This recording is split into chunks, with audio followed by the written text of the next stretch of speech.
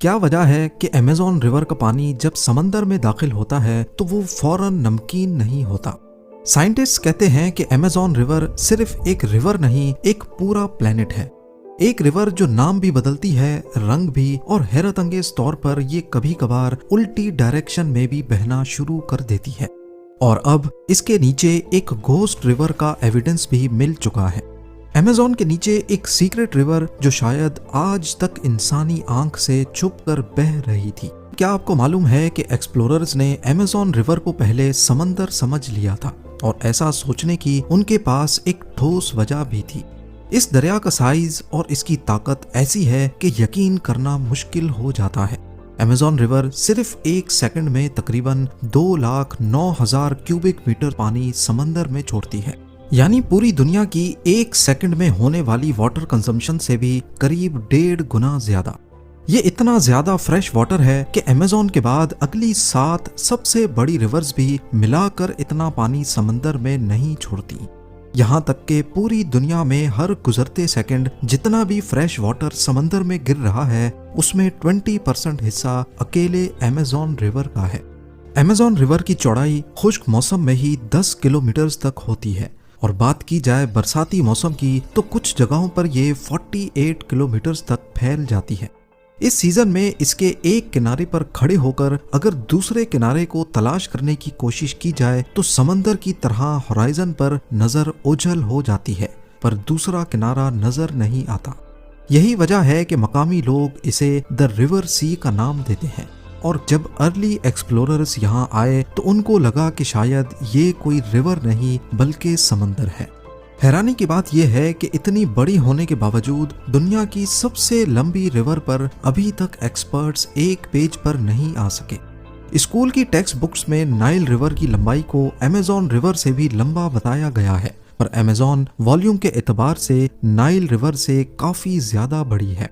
Measurements के हिसाब से नाइल रिवर की लंबाई लगभग 6,650 किलोमीटर के आसपास है, जबकि अमेज़न की लंबाई 6,400 किलोमीटर बताई जाती है। इस हिसाब से नाइल 250 किलोमीटर लंबाई से जीत जाती है, लेकिन कहानी यहाँ खत्म नहीं होती। साउथ अमेरिकन साइंटिस्ट ने सैटेलाइट के जरिए अमेज़न का सोर्स दोबारा से मैप किया। उनका मानना है कि अगर आप अमेज़न के असली सोर्स को भी काउंट करो, एंडीज के पहाड़ों में जहां से पानी ओरिजिनेट हो रहा है, तो उस हिसाब से अमेज़न की लंबाई नाइल से काफी ज्यादा बनती है। कुछ स्टडीज के मुताबिक अमेज़न की लंबाई 6,800 से 7,000 किलोमीटर तक बताई गई है, लेकिन फिर भी कुछ रिसर्चर्स कहते हैं कि नाइल लंबी है, जबकि कुछ अमेज़न को दुनिया की सबसे लंबी रिवर कहते हैं। ये जंग अभी तक चल ही रही है, 100% अभी तक इसका फैसला नहीं हो सका, पर एरिया, वॉल्यूम और क्लाइमेट इफेक्ट के हिसाब से इसमें कोई शक नहीं कि अमेज़न दुनिया की सबसे बड़ी रिवर है। अमेज़न रिवर जैसे जैसे घने जंगलात के बीच सफर करती जाती है, वैसे वैसे ये अपना नाम भी बदलती है और अपना रंग भी। एंडीज के पहाड़ों में जहां इसका जन्म होता है, वहां इसको आपुरीमाक कहा जाता है। उकायाली के मकाम पर लोग इसे अमेज़न कहते हैं, लेकिन इस बीच ये रिवर 4 मर्तबा अपना नाम बदलती है। लेकिन ब्राजील में कहानी थोड़ी डिफरेंट है। वो लोग इसे तब तक अमेज़न नहीं बोलते जब तक ये अपना रंग नहीं बदलती। इस सैटेलाइट इमेज में आप देख सकते हैं कि मनाउस के मकाम पर एक तरफ मिट्टी वाला पानी आ रहा है और एक तरफ से काला पानी। जब ये दोनों पानी मिलते हैं तब ब्राजीलियंस इसे अमेज़न रिवर कहते हैं।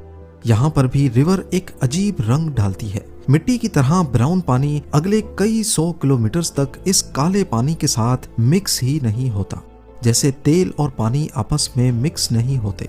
और ऐसा इस वजह से होता है क्योंकि ये काला पानी रियो नीग्रो का है, जो दूसरी डायरेक्शन से आ रही है। इसका टेम्परेचर, स्पीड और इसमें मौजूद मिनरल्स की डेंसिटी अमेज़न रिवर से काफी अलग है, तभी ये फौरन एक दूसरे से मिक्स नहीं हो पाती।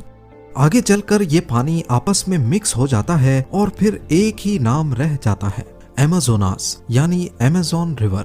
अमेज़न रिवर के बेसिन का एरिया कैलकुलेट किया जाए तो ये बनता है 70 लाख स्क्वायर किलोमीटर्स। इस एरिया में 8 पाकिस्तान या 2 इंडिया जैसे मुल्क फिट आ सकते हैं। जी हाँ, वो भी अपनी अपनी रिवर समेत।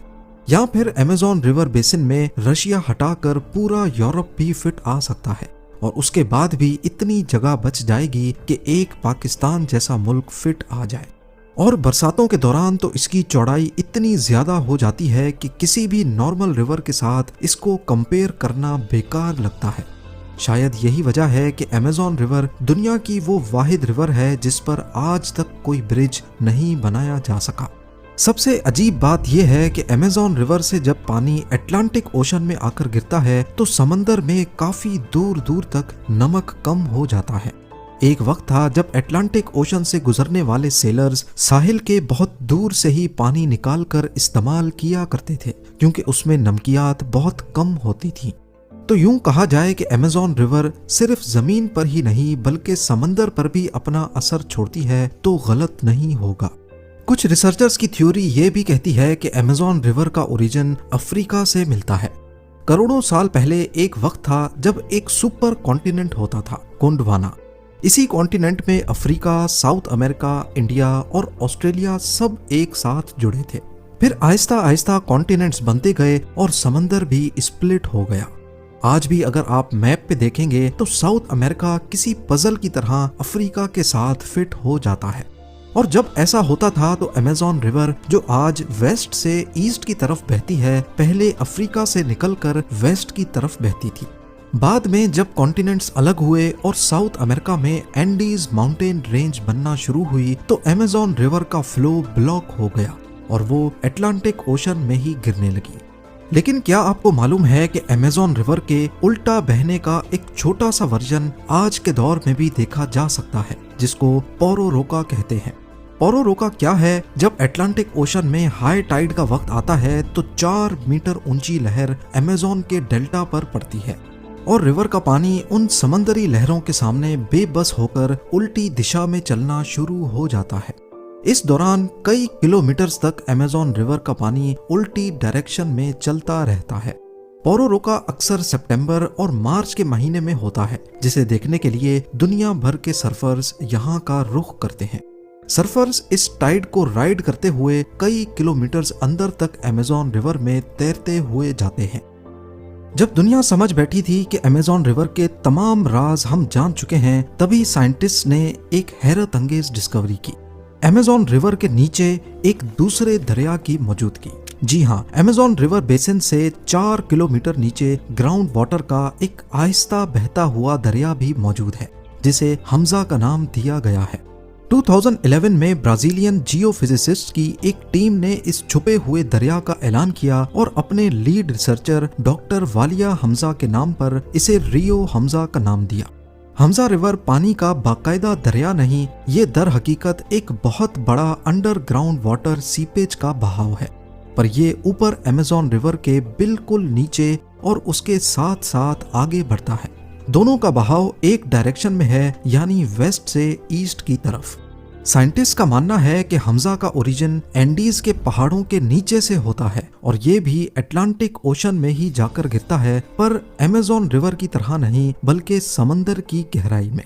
इन दोनों रिवर्स का डिफरेंस देखा जाए तो हमजा अमेज़न रिवर से कहीं ज्यादा चौड़ी है। जहां अमेज़न की चौड़ाई ज्यादा से ज्यादा 50 किलोमीटर तक रिकॉर्ड की गई है, हमजा की चौड़ाई 200 से 400 किलोमीटर तक रिकॉर्ड हो चुकी है। पर इसमें बहने वाला पानी बहुत स्लो है, सिर्फ चंद मिलीमीटर्स पर सेकंड की स्पीड और वॉल्यूम का अंदाजा 3900 क्यूबिक मीटर पर सेकंड लगाया गया है। पर आखिर जमीन से 4 किलोमीटर नीचे इस छुपी हुई रिवर का पता ही कैसे चला? रिसर्चर्स ने अमेज़न रिवर में 241 से भी ज्यादा बोर ड्रिल किए और उसमें मुख्तलिफ सेंसर्स डाले गए। बारीक ऑब्जर्वेशंस के जरिए उन्हें मालूम पड़ा कि जमीन के नीचे भी पानी सीपेज की फॉर्म में बह रहा है, ठीक अमेज़न रिवर के साथ उसके साए की तरह उसे फॉलो करता है। अब बात करते हैं उन चीजों की जो इस दरिया और जंगल में रहती हैं। अमेज़न का जंगल दुनिया का सबसे बड़ा बायोडायवर्सिटी हॉट स्पॉट है, यानी यहाँ दुनिया के किसी भी और इलाके से ज्यादा किस्म के जानवर और पौधे पाए जाते हैं। लेकिन माजी में यहाँ ऐसे जानवर रहते थे जिन्हें देखकर आज का इंसान दहशत से ही मर जाए। आज हम एनाकोंडा को दुनिया का सबसे बड़ा सांप मानते हैं, लेकिन करोड़ों साल पहले यहाँ टाइटनोबोआ नाम का सांप रहता था, जो साइज में 15 मीटर तक लंबा होता था और इसका वजन 1 टन से भी ज्यादा बताया गया है। अब आप सोच रहे होंगे कि इस सांप का आखिर हमें पता ही कैसे चला। साइंटिस्ट को इस देव के बारे में तब पता चला जब कोलंबिया में कोयले की एक कान में खुदाई के दौरान कुछ फॉसिल्स उभरना शुरू हुए। फॉसिल्स में रीढ़ की हड्डी शामिल थी जो 15 मीटर तक लंबी थी। मजीद जांच करने पर मालूम पड़ा कि ये सांप की हड्डी है। रेडियो कार्बन डेटिंग ने इस चीज से पर्दा उठाया कि ये सांप डायनासोर्स के जमाने में यहाँ हुआ करता था। आज का सबसे लंबा पाइथन भी इसके सामने एक कीड़ा लगता है। टाइटनोबोआ इतना बड़ा था कि वो मगरमच्छ और बड़े कछुए खाया करता था। खुशकिस्मती से ये जानवर अब खत्म हो चुके हैं, लेकिन इसका मतलब ये नहीं कि आज का अमेज़न महफूज है।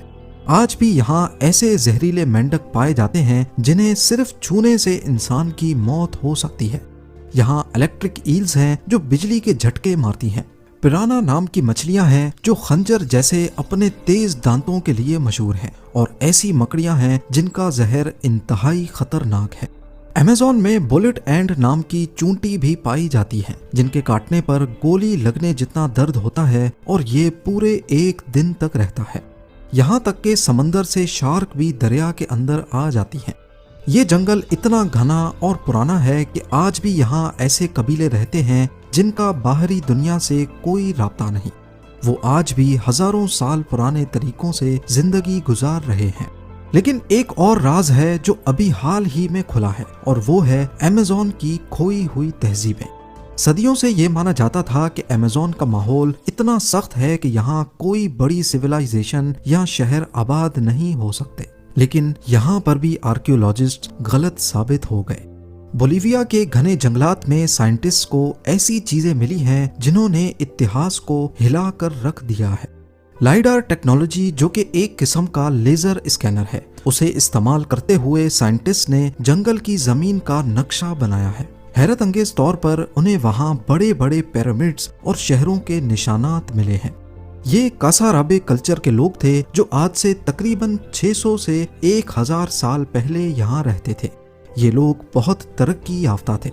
उन्होंने जंगल के बीच में 22 मीटर ऊंचे मिट्टी के पिरामिड्स बनाए थे। उन्होंने पानी के लिए नहरें खोदी थीं और एक शहर को दूसरे शहर से मिलाने के लिए सीधी सड़कें बनाई थीं, जो कई किलोमीटर तक फैली हुई थीं। ये सड़कें इतनी सीधी थीं कि लगता है किसी इंजीनियर ने डिजाइन की हो। तहकीक से मालूम पड़ा कि ये शहर तकरीबन 1400 AD के करीब वीरान हो गए।